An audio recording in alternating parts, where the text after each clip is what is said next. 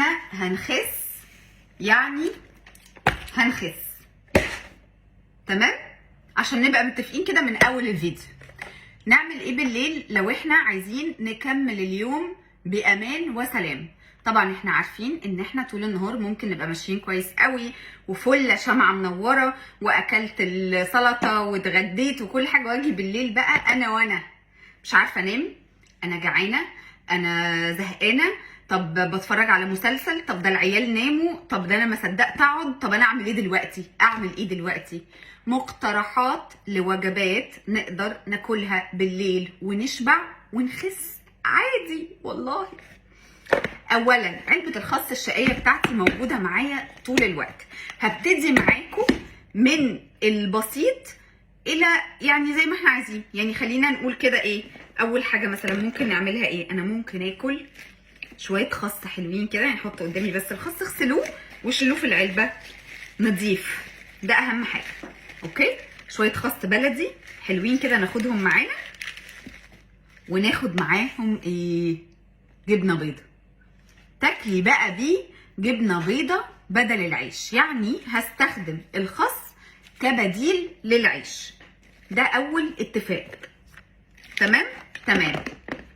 مش عايزه. طيب هقولك على حاجه تانية. هي فين الجبنه؟ استنوا اجيب الجبنه واجي. اهو. ده عباره عن ايه؟ قطعه جبنه قريش معاها خيار وطماطم، وثانيه واحده رشه من زيت الزيتون عشان تديها طعم، ما احنا مش هناكل الحاجه مسخه وملهاش طعم. رشه من، استنوا معايا ثانيه واحده، النعناع. نعناع ناشف عندنا كلنا، او الزعتر. اوكي، الزعتر مش اللي بسمسم، الزعتر التاني الاوريجانو. يا نعناع يا زعتر يا ميكس الاتنين مع بعض.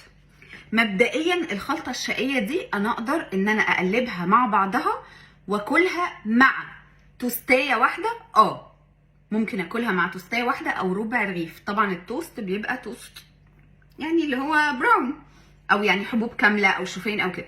مفيش ده، مش عايزين ناكل عيش وعايزين ناكل بعيش بلدي، هناكل بعيش بلدي.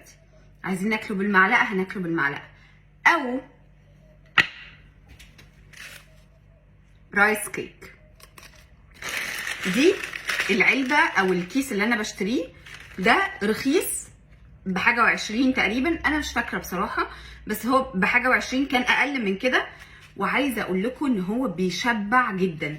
هو معمول من الرز، عامل زي الفل، طعمه مملح شويه، ريحته مديه على بوب كورن او فشار، بيلكم لو شربنا بعديه ميه، بينفش كده وبيلكم. فتخيلوا بقى لما ناخده مع جبنه قريش، طماطم، خيار، زعتر، زيت زيتون، حاجه كده حلوه قوي. واقعد قدام التلفزيون بالطبق ده كده. هيخلص امتى؟ انا عايزه حاجه تقعد معايا وقت شويه، وقت سنه. الخضار ده بياخد وقت في البلع والمضغ وكده، فاقعد اكل واعمل كده واخد معايا بقى كمان خصايتين 3. اكل ده ولا مش اكل؟ كتير ولا مش كتير؟ احنا ما بناكلش كده في العادي، احنا بناكل ساندوتش بس بيبقى الساندوتش نفسه يهفتنا كده، العيش الابيض والجبنه الصفراء اللي هي خليكي سكر الدم يعلى فتعوزي تاكلي. ده مش هيخليكي تاكلي. واحده او 2. ده ما فيهوش تقريبا سعراته قليله جدا، ما فيهوش دهون، ما فيهوش جلوتين، ما فيش حاجه خالص. كلوه هيفرق معاكم قوي في الشبع. طيب مش عايزين ده، عايزين ايه؟ هناخد جبنه بيضه عاديه، مش شرط جبنه قريش، دي الجبنه البيضه الفته العاديه خالص، وهغمس الخس بيها. حلو. او هاخد واحده من دي وهقوم واخده عليها كده مسيحه كده الجبنه البيضه عليها، واقعد اكلها واشرب ميه، اكل علبه زبادي عاديه صغنطوطه وخلاص على كده. او بصوا بقى، عندي هنا دي علبه زبادي، دي علبه زبادي اللي هي دي علبه الزبادي اليوناني. اوكي، بتشبع جدا، وانا بحب اللي لونها بينك دي علشان بتبقى خفيفه قوي. بحط عليها معلقتين من الشيا سيدز اللي احنا حطيناهم على الميه، فاكرين؟ لما بنحطهم كمان على الزبادي ونسيبهم نص ساعه بتقلب لي الزبادي الى حاجه تقيله كده جيلاتينيه، وهو اصلا الزبادي اليوناني تقيل في البلع كده وبيقف شويه، مش زبادي خفيف يعني، مدي على لبنه شويه، بروتين عالي بيشبع. زودت له التقل بتاعه والنفشه بتاعته بشويه الشيا سيدز، واقدر بقى ساعتها ان انا اخد معاه القليل من الكانتالوب. القليل ده يعني ايه؟ انا اقدر اخد لحد على فكره نص كانتالوبايه، اقدر اخد معاه خوخ كده، او مقطعه خوخيه مثلا كده صغنطوطه، مع وحدتين 3 من الكانتالوب. عايزه بقى انت تضيفي عسل هتضيفي رشه صغنطوطه خالص، عايزه تضيفي مكسرات سوداني عين جمل ايا كان اللي هتضيفيه، وتقعدي تاكلي الطبق اللي هيلكمك ده، بجد هيلكمك. عايزاه يلكمك اكتر ما عنديش اي مشكله على فكره.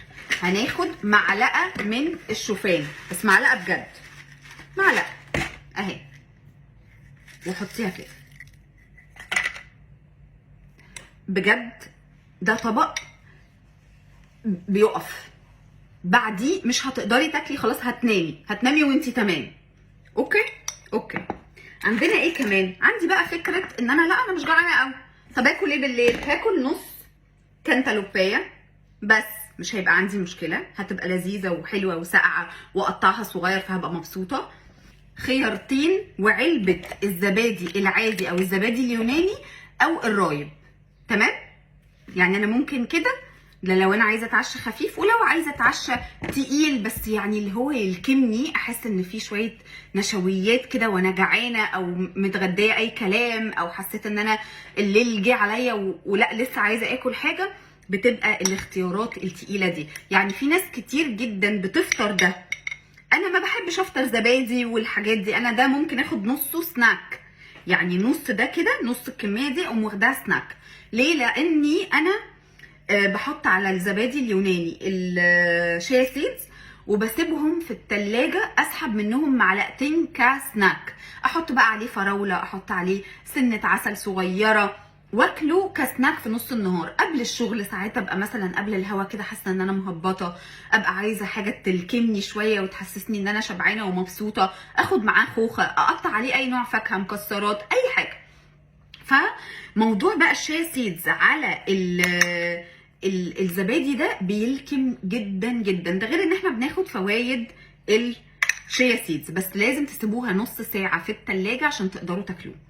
بس كده، دي افكار، ولسه في افكار كتير، مش عايزه اطول الفيديو، مش عايزه برضو اديكوا كل الافكار علشان ما تحسوش ان الدنيا لخبطت منكم. ركزوا في الافكار دي وصدقوني هتتعشوا وتنبسطوا، هتناموا مبسوطين، وهتحسوا ان انتوا الصبح قايمين خفاف وزي الفل. لو عجبكم الفيديو ما تنسوش تعملوا شير، وما تنسوش تعملوا كومنت، وما تنسوش تعملوا لي لايك، وسيبوا لي كل الاسئله بتاعتكم وتجاربكم ومشكلتكم تحت الفيديو علشان اعرف اجاوب عليكم، عشان اعرف فين المشكله فاعمل فيديوز تانية. وما تقلقوش، الفيديوز اللي جايه لناس سالت اسئله مهمه جدا على الفيديو اللي فات، وقلت لهم ان شاء الله هجاوب في فيديو، علشان بتبقى دايما المشكله عامه مش مشكله حد واحد. يلا باي باي بقى، اروح انا احط الكلام ده في التلاجة واسحب منه علشان عندي شغل. يلا.